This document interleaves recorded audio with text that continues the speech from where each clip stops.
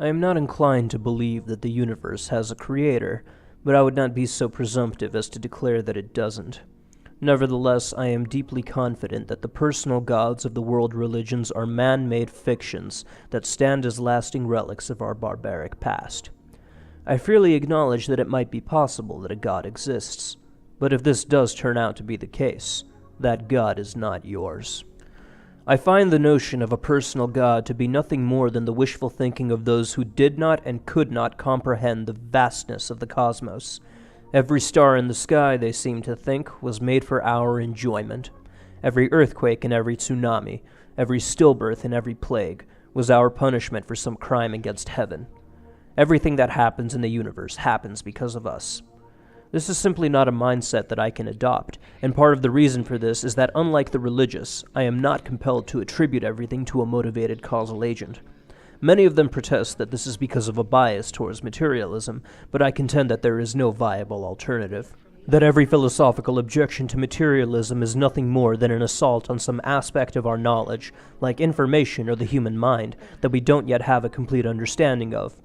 To this effect, every attack on materialism has amounted to nothing more than arguments from ignorance. I don't think that there are any viable alternatives to materialism, and to explain why this is so, consider the simplest of all the chemical elements.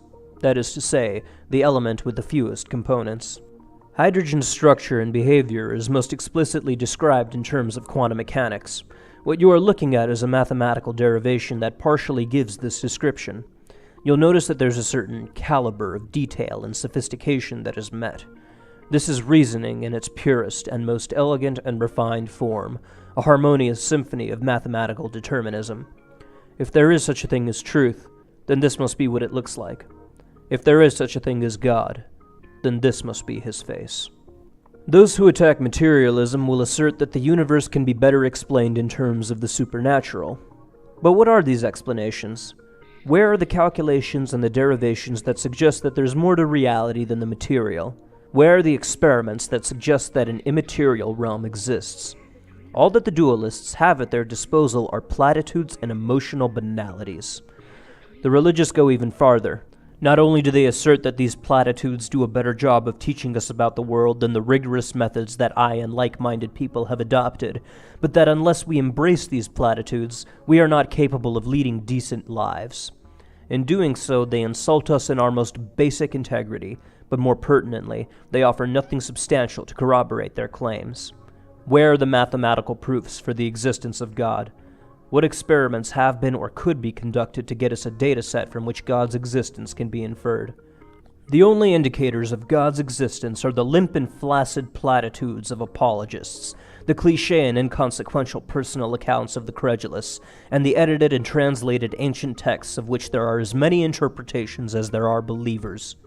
I do not need metaphysical arguments, personal stories, or authoritative allegations to believe in the hydrogen atom. I have mathematical derivations that predict the details of hydrogen's structure and behavior, and I have experimental results that vindicate the accuracy of these predictions. Why is it that hydrogen can meet these standards of verification, but God cannot? Why can't God compete with hydrogen? Aside from this glaring problem, I simply see no compatibility between the real world and the gods of ancient scriptures. A being sophisticated enough to create the hydrogen atom, much less the myriad more complex structures that use this model as a basis, nevertheless chooses to communicate with us in one of the most primitive manners possible.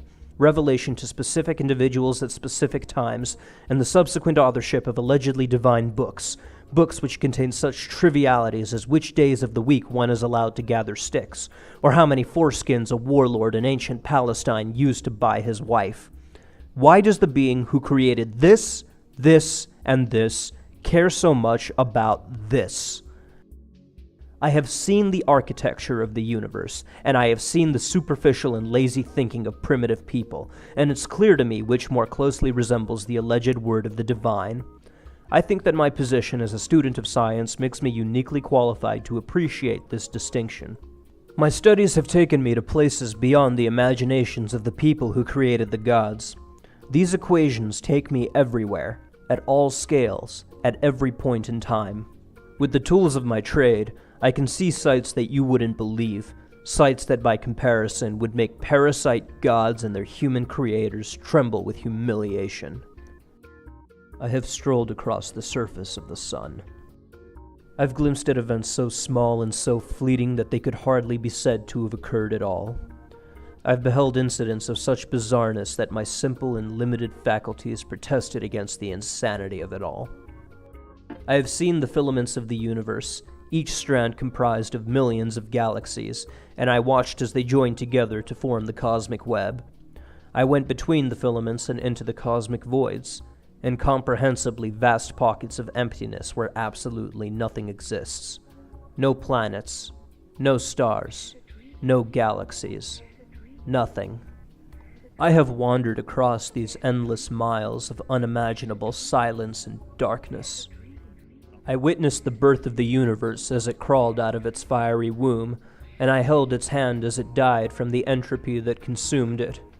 I watched as the dark and cold corpse of the cosmos faded away until the last black hole evaporated, leaving one final particle of light, the lonely photon, to traverse the infinite emptiness until the end of time. I've seen trillions of worlds born from fire and trillions of others freeze into oblivion. I've been cradled by the intimate apathy of a cosmos that capriciously destroys within seconds the inconceivably vast monuments that have taken countless eons to build. I have seen things you wouldn't believe, observed things I will never understand. I have walked in places where the laws of physics were devised by the mind of a madman. And through it all, I'm meant to believe that the Creator is a personal being who loves me and wants me to live in a certain way. A being whose interest in what I do with yeast, baby goats, and agriculture borders on the obsessive. A designer of such intricate systems as those that punctuate the universe, who nevertheless thinks that pi is a round number, who claims that the cure to leprosy is sprinkling bird blood on the afflicted, who demands ignorance and conformity over enlightenment and experiment. I cannot believe that the architect of the most sophisticated structure I've ever seen would dictate such trivialities as what I can eat and what I can wear, when I must pray, to whom I must pray, and in what direction, who I can share a bed with, under what circumstances, and in what position, what I'm allowed to say, and who I'm allowed to say it to, what I'm allowed to think, and how I'm allowed to feel. Arbitrary rituals and meaningless customs, trifling practices, and senseless sacrifice. If there is a God, it is not yours. Your God is too small to have created a cosmos so big, too human to have created a universe so alien, too simple to have created something so sophisticated.